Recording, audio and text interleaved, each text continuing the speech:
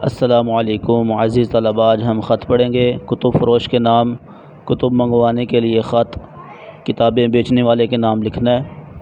تو خاکہ آپ جانتے ہیں، دائیں طرف امتحانی مرکز لکھیں گے، نیچے والی لائن پہ تاریخ آئے گی اور جس کے نام خط لکھنا ہے اس کا لکھیں گے نیچے والی لائن میں، درمیان میں لکھیں گے۔ پھر السلام علیکم ندائیہ علامت ہے۔ تو خط کا متن کچھ یوں ہے: امید ہے آپ خیریت سے ہوں گے۔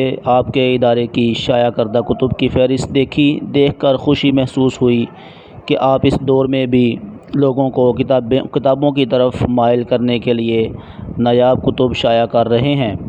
محترم جناب، میں نے ایک لائبریری بنائی ہوئی ہے جس میں بہت ساری کتابیں عوامی مطالعہ کے لیے رکھی ہیں۔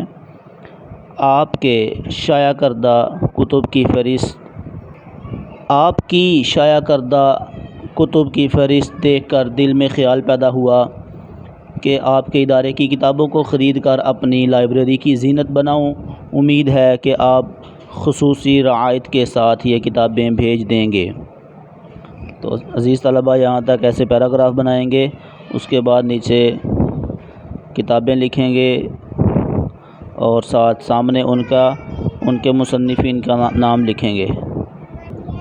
مثالی نوجوان مولانا ارسلان بن اختر۔ حیات الصحابہ لکھیں گے مولانا محمد یوسف کی کتاب، کشکول مفتی محمد شفیع کی کتاب۔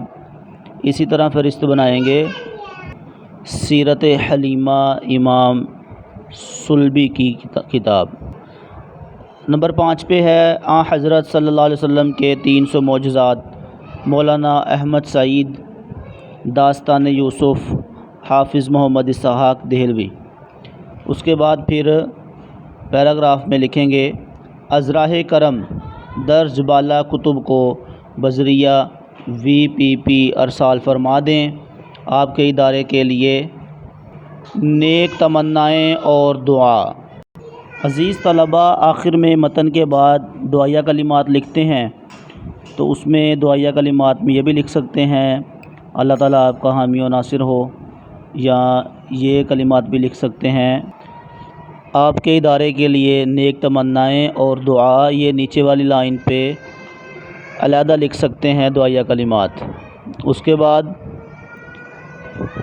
لیفٹ سائڈ پہ والسلام لکھیں گے: آپ کا مخلص ا ب ج۔